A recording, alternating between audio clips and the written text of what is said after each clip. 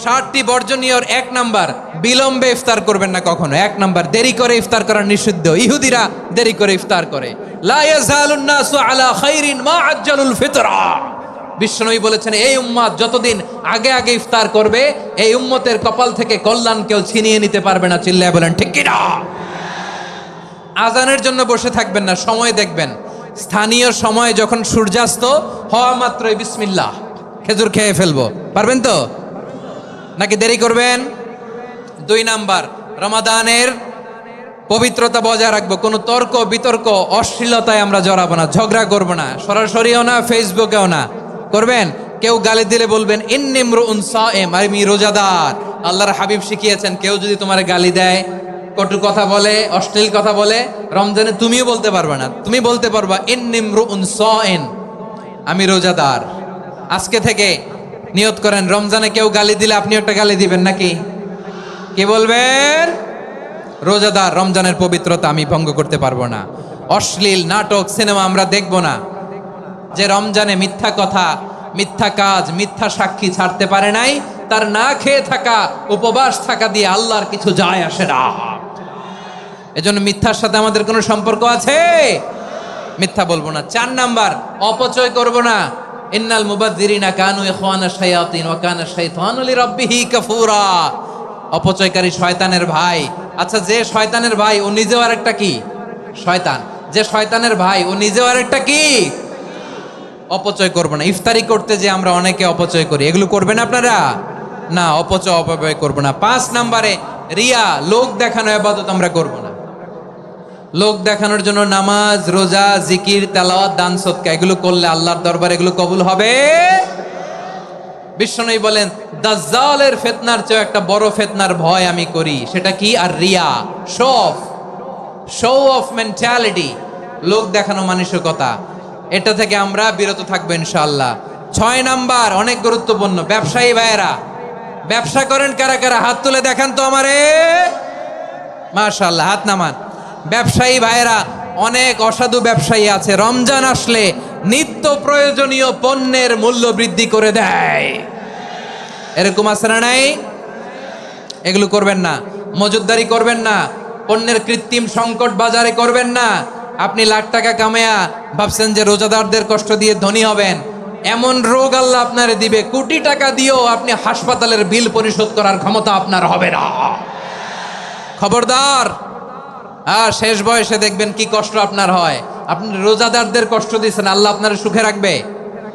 আল্লাহর দোহাই লাগে, আমার ব্যবসায়ী ভাইয়েরা এটা করবেন না। আরব বিশ্বে আমরা দেখেছি, আরব বিশ্বের ব্যবসায়ীরা সারা বছরে ব্যবসা করে, রমজানে ভর্তুকি দেয়। আর আমার দেশের কিছু অসাধু ব্যবসায়ী রমজানে গলাকাটা ব্যবসা করে আর সারা বছর সেইটার উপর দিয়ে চলে। চিল্লায় বলেন ঠিক কিনা?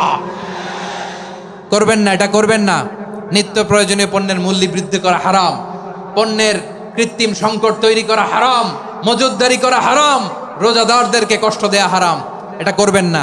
7 নাম্বারে সর্বশেষ কথা, অধীনস্থ যারা আছে তাদের কাজের চাপ আপনারা কমিয়ে দিবেন। কাজের লোক, ফ্যাক্টরির ওয়ার্কার, স্টাফ, তাদের প্রতি যদি রহম করেন, আপনার উপর রহম করবে কে?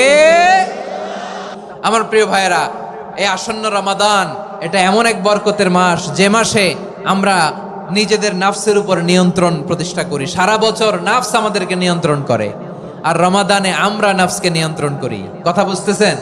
সারা বছর নাফস আমাদেরকে নিয়ন্ত্রণ করে। এই যে এখন আমার খেতে মনে চাইলে যে খেজুর রাখা, আমি খেজুর খেতে পারবো, নাটস আছে, বাদাম খাইতে পারি। খাইতে মন চাইলে পানি, আমার রুহুটা চায়, আমার নাফসটা খেতে চায়, আমি খেতে পারি, পান করতে পারি। বিবাহিতরা দিনের বেলায় স্ত্রীর সাথে মেলামেশা করতে চাইলে করতে পারে, কিন্তু রমাদানে দিনের বেলায় খেতে মনে চায় কিন্তু আমরা খাই। আমার প্রবৃত্তি খেতে চায় কিন্তু প্রবৃত্তির কথা আমরা শুনি, কথা কয় না। রমজানে খেতে মন চাইলে আমরা খাই, তৃষ্ণায় গলা ফেটে যায়, গলার ছাতি ফেটে যায়, কিন্তু এক ঢোক পানি কি আমরা গিলি? বিবাহিতরা দিনের বেলা স্ত্রীর সাথে কি মেলামেশায় যায় না। তার মানে সারা বছর নফস আমাদেরকে নিয়ন্ত্রণ করে, আর রমাদানে নফসের উপর আমরা নিয়ন্ত্রণ প্রতিষ্ঠা করি। নফসের লাগাম আমরা রমাদানে টেনে ধরে। চিল্লায় বলেন ঠিক কিনা? এজন্য আমার প্রিয় ভাইয়েরা, নফসের উপর নিয়ন্ত্রণ নিতে চাইলে রমাদানের রোজার কোনো বিকল্প নাই। এটা এমন মাস যে মাসের ফজিলতেরও কোনো শেষ নাই। এই মাসকে বলা হয় দ্য মান্থ অফ হোপ।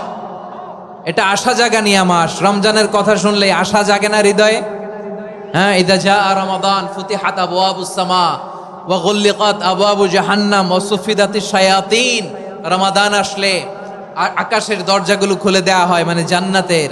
জাহান্নামের দরজাগুলোকে লক করে দেয়া হয়, শয়তানকে চেইন আপ করা হয়।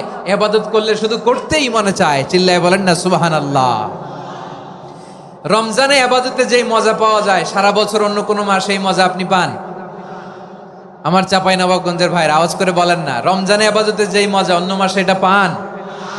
কারণ রমজানে ইবাদত করলে সওয়াবও বেশি, ইবাদতের একটা পরিবেশ থাকে, ঠিক কিনা বলেন? অন্য মাসে ইবাদত করলে এর সওয়াব পাওয়া যায় গাণিতিক হারে, রমজানে ইবাদত করলে সওয়াব বাড়তে থাকে জ্যামিতিক হারে। সুবহানাল্লাহ কইবেন না? অন্য মাসে সওয়াব বাড়ে গাণিতিক হারে, রমাদানে ইবাদত করলে সওয়াব বাড়ে কিভাবে জ্যামিতিক হারে বাড়ে দেখেন। রমাদানে একটা নফল করলে ফরজের সমান সওয়াব, একটা ফরজ করলে 70 থেকে 700 গুণ সওয়াব, রমজানে উমরা করলে হজের সমান সওয়াব। সুবহানাল্লাহ নাই? দ্য মান্থ অফ হোপ, আশা জাগানিয়া মাস। এই মাস আমাদেরকে হোপফুল করে, আশাবাদী করে। রমাদান যেমনি দ্য মান্থ অফ হোপ, আশা জাগানিয়া মাস, এট দ্য সেম টাইম এই রমাদান হচ্ছে মান্থ অফ ওয়ার্নিং, একটা ওয়ার্নিং এর মাস। নবী যেমনি আশা জাগাইছে আবার ওয়ার্নিং দিয়েও গেছে, খবরদার। ওয়ার্নিংটা কেমন? আল্লাহর হাবিব সাল্লাল্লাহু আলাইহি ওয়াসাল্লাম মসজিদে নববীর ভেতরে হঠাৎ তিনি মসজিদে নববীর মিম্বারে পা রেখে বললেন আমিন। দ্বিতীয় ধাপে পা রেখে বললেন আমিন, তৃতীয় ধাপে পা রেখে বললেন আমিন। সাহাবারা অবাক হয়ে বললেন ইয়া রাসূলুল্লাহ, ইয়া হাবিবাল্লাহ, 3 বার শুধু আমিন আমিন পড়লেন, কেন পড়লেন আমরা কিছু জানি না, আমাদেরকে জানিয়ে দেন কেন আপনি 3 বার আমিন বললেন।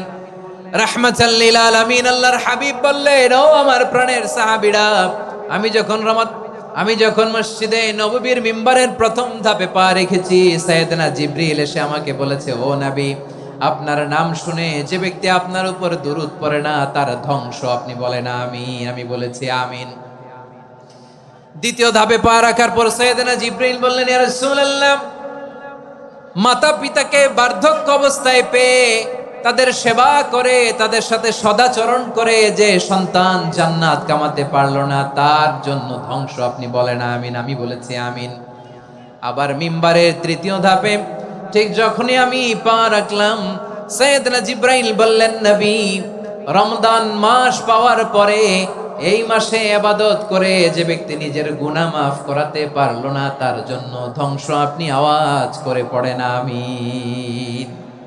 কত বড় ধমক, কত বড় ওয়ার্নিং দেখছেন। যে রমাদান পেয়েছে কিন্তু রমাদানের ইবাদত করার মধ্য দিয়ে সে নিজেকে জাহান্নাম থেকে মুক্ত বানাতে পারলো না, তার উপর আল্লাহ লানত, তার জন্য ধ্বংস। সাইয়েদনা জিবরাইল বলেছেন আমিন, স্বয়ং বিশ্বনবীও বলেছেন আমিন। আওয়াজ করে পড়েন নাউযুবিল্লাহ। তাহলে রমজান আসবে আর আমরা নিজেদেরকে জাহান্নামীদের লিস্ট থেকে নাম কাটিয়ে জান্নাতীদের লিস্টে উঠাতে পারবো না। এর চেয়ে বড় হতভাগা কি আর কেউ থাকতে পারে? আওয়াজ করে বলেন। তাহলে রমাদানের এই রহমত, বরকত, মাগফিরাত, ফজিলত আমাদের কামাই করার দরকার আছে না নাই?